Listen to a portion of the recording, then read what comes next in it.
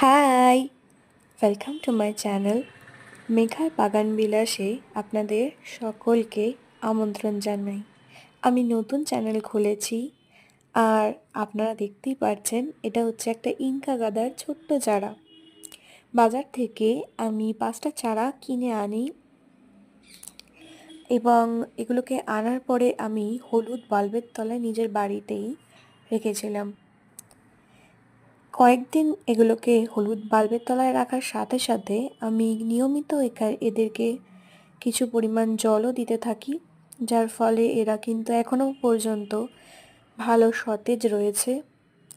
জানি না এর পরবর্তীতে টবে প্রতিস্থাপন করার পর কেমন রেজাল্ট দেবে, তো আপনারা সাথে থাকুন।